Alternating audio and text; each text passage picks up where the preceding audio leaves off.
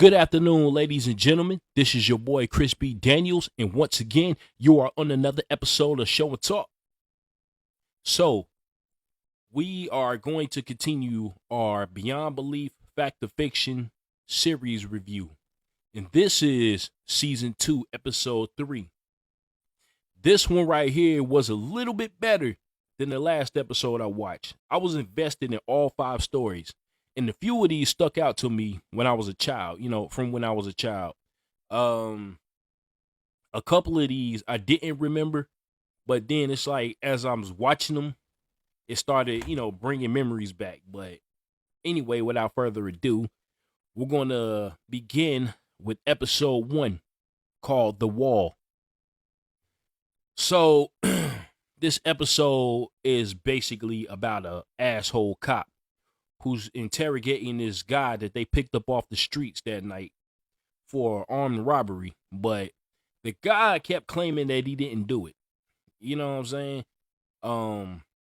So the cop kept trying to pressure him into telling him stuff that he didn't do. You know what I mean? Basically, just trying to get a confession out of him. Because, as you're watching, it occurs to you that the cop didn't like this dude because this guy, I guess he had prior charges or something. But there was another cop in the room who was trying to warn the guy, basically don't mess with this cop, just tell him what he wants to hear to get him off your back. Implying that you rather take the charges than to piss this dude off. But the officer told the other cop to leave the interrogation room. So he did. And next thing you know, he gave the guy one more chance to tell the so-called truth, but he didn't. So you can hear the cop welling on the guy inside the room while the other cop is standing outside the door. And eventually the other cop had enough and went back into the interrogation room telling him to stop. So the cop agreed, and he told, his partner to take him back to a cell.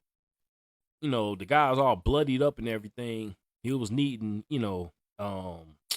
medical attention. So, days go by and this same asshole cop is interrogating a few other people, you know what I'm saying? And pretty much all of them were innocent. And so, back to the first guy. I forgot to mention this part, but right before he walked out of the interrogation room, he put his hand against the wall to keep his balance. And when he walked out, it was a bloody handprint on the wall. And so weeks go by or days go by, and they were trying to clean the mark off the wall, and they couldn't get it off no matter how hard they tried. So he brought in painters to paint over it. And no matter how much they painted, it wouldn't come off.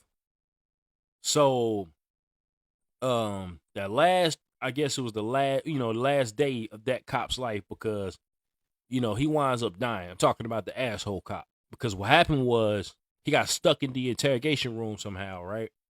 Now, out of nowhere, he just starts having some kind of attack, you know what I'm saying? And so he's holding his throat, and he's on the floor. I don't know, it's like an invisible entity or something choking him out. That's what it seems like. And then he eventually passes out, dying. And so you can see the same handprint that was on the wall across his neck, and then the handprint that was on the wall disappeared. So, implying that the story, the ending was the guy from the beginning was the one that killed him, because that guy, he was murdered himself by his cellmate. And this cop had no kind of remorse. He was just a straight up asshole. You know what I'm saying? And to be honest with you, he got his comeuppance. But yeah, I give that story, let's see. I give it a 9 out of 10. Because, he was an asshole straight through. But anyway, story number 2. It's called The Chalkboard. So it's about these 4 kids in detention. The usual suspects. You got the 2 bullies. You got the smart kid. And then you got the nerd, you know what I'm saying? Which is pretty much the other smart kid. So basically 2 smart kids and 2 bullies. So one of the bullies kept messing with, one of the other kids, the nerd, in the classroom, right? shooting spitballs at him and all that. That's how this story starts off. And so the janitor, which is still there at the school, by the way, walks in to, do some work in the classroom. And one of the bullies get up and they start messing with him. We come to find out that the janitor is deaf. And so the janitor, takes his equipment and he's finished, and walks out the classroom. And so the girl's trying to tell one of the bullies, the guy that was messing with the janitor, that he was deaf. You know what I'm saying? And so not long after that, the kid that was messing with the janitor got up and started writing on the chalkboard. And then when he drew the line under whatever he was writing, "This school sucks," all you heard was screaming. And so nobody could figure out where it came from. And the girl, she put two and two together and told him to write another line on the chalkboard. So he did. And every time he wrote it, you heard the scream. So one of the bullies went out into the hallway to see where it was coming from. And, he clued in that it was coming from the chalkboard. You know what I'm saying? He figured it out. And so one of the kids had to stay back while the other three went to go find out what it was, because it was coming from behind the chalkboard. So the kid was, one of the kids, which was the nerd, was still writing on the chalkboard, and all you heard was screaming. And so the other three went to go search the hallway, and they just could not figure out where it was coming from. And eventually the sound was getting closer and closer. So the nerd was still writing on the chalkboard, and they found out it was coming from the boiler room. So they managed to get in. And when they got in there, they saw that there was a big ass pipe on top of the janitor. And so the two bullies, got him out. Well, the girl and the guy got him out the girl got him out while the two guys had lifted the pipe. You know what I'm saying? And so they brought him into the hallway, saving his life. And so I feel like, it was character development just a little bit in that story for a 5-10 minute story. You know what I'm saying? It was quite impressive, but the janitor was grateful. And so, they all came together, and it's pretty much a happy ending. But that story for me gets 8 out of 10. I liked it. You know what I'm saying? It's probably the best one in this episode. But hey, I don't know. Story number 3. It's called The Getaway. So it's about this woman, you know what I'm saying? She's a workaholic or whatever. So it starts off showing her driving, towards the cabin that she had checked into. And not too long after we get into this story, she drops her water bottle and she bends down to try to grab it. You know what I'm saying? Trying to pay attention to the road at the same time. And so when she comes back up, it's like this big ass boulder in the way. And she almost ran into it, but she swerved out of the way just in time. And, she's continuing her trip to the cabin. So when she gets to the cabin and unloads everything, the lady who owns the cabin is already there. And she's basically telling her about the area and everything like that. So after that lady leaves, the woman that checked in, she decides to go ahead and get some work done. And so she's outside and she's on the computer, doing, whatever, her work. And out of nowhere, she hears laughter. And at first, she doesn't see anything. So she starts working again, and then she hears the laughter again. And again, she doesn't see anything. And so the third time, she sees a few kids running around in her area, like in the yard out there, in the yard near the woods. And so the kids duck behind rocks and trees and stuff like that. You know what I'm saying? But you don't see them again after that. So she decides later on to go in the house, and she calls the landlady, or the lady that owns the log cabin, and she's telling them about the kids that she was seeing around the area. But the lady was telling her that there were never any kids in that area for miles. You know what I'm saying? And so, she's a little weirded out by this. But the next day, she comes out with a change of heart for some reason. And so the kids come back, and they're telling her to come with them. And at first, she doesn't know what they're talking about until one of the kids, told her to look down. And then she looks down and sees the morning paper, and she picks it up and she discovers that she's dead. So when I told you earlier that she swerved out of the way from the boulder, she didn't make it. It turned out that she got into an accident and she was dead the whole time. So she winds up going off with the kids. And the lady that owns the cabin comes back and she's looking for her. And then she looks down and sees the paper and she's freaked out by what she sees. You know what I'm saying? Now, this was one of the stories that stood out to me when I was younger. I remember this one by heart. And this is why I feel like this is one of my favorite ones. I guess it's out of nostalgia, but I love this one. You know what I'm saying? It definitely gets an 8 for me as well. You know what I'm saying? Not my favorite one on here, like I said. The Chalkboard did it for me so far, but this one was pretty good too. Story number 4, The Prescription.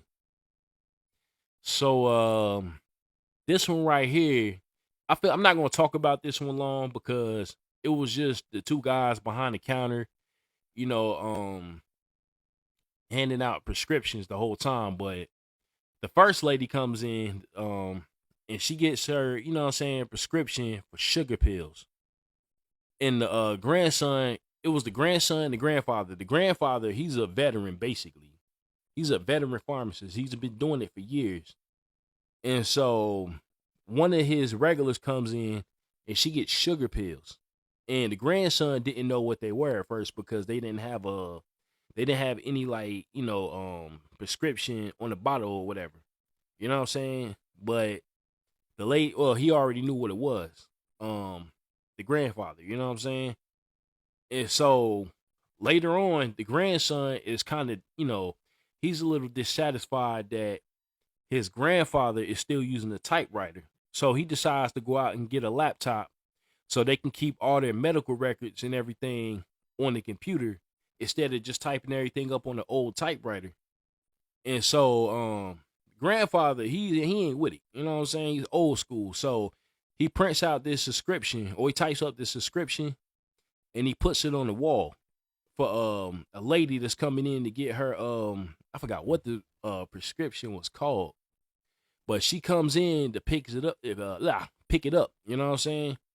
And it was 10 milligrams. Now, this is the important part right here. It was 10 milligrams. So when the lady, Miss Samuels, comes in to pick up her prescription, the grandfather steps out because he had to take care of some things, and the grandson was still there. So the grandfather instructed him to get the prescription ready when she comes in. And she does show up for her prescription, but when the grandson goes back to the board to get the prescription, it wasn't there. So he thinks that the grandfather had misplaced the prescription. So he gets on the computer and he's trying to find, be sure how many milligrams it is. You know what I'm saying? So he couldn't find it on the computer either. The grandfather comes back and he looks over and he didn't see it. So he called the doctor's office for the lady, the lady's doctor or whatever. And we come to find out that it was only supposed to be 1 milligram of what she was taking. So after that mix up, you know what I'm saying? They go back over to the board and the prescription is back up there. You know what I'm saying? And so they give her medicine and they leave. So basically the whole point was whatever happened, if they would have gave that lady 10 milligrams, it would have killed her. You know what I'm saying? I thought that was crazy. But this one right here, I don't remember watching as a child either. I know this is all in the same episode and it's stupid and it don't make sense, but for some reason, some of these I just didn't remember, but some of them I did. But anyway, that was the end of that story. I get that one a 6. It was kind of weak, but it was tolerable. It was tolerable. You know what I'm saying? In the last story, summer camp. So this was one of the ones I was talking about in the beginning when I first started doing this. It's about this kid, and these 2 other kids. You know what I'm saying? The 2 other ones are bullying this one. And he just trying to get through camp, minding his own business, and they kept messing with him. And so one day, these two kids, they're walking out in the woods or whatever, or they're walking on this trail. And then they encounter this wolf that comes out of nowhere, and the wolf starts growling at both of them, and they're just standing there. Because from what I hear, I don't know, it's like if you have a standoff with a wolf, if you don't go anywhere, it's not going to attack you. But if you run, oh yeah, it's definitely coming after you. So that's what these two boys did. They just stood there, and the wolf just continuously started growling at them. And then the main kid of the story comes out of nowhere with this bag of cookies.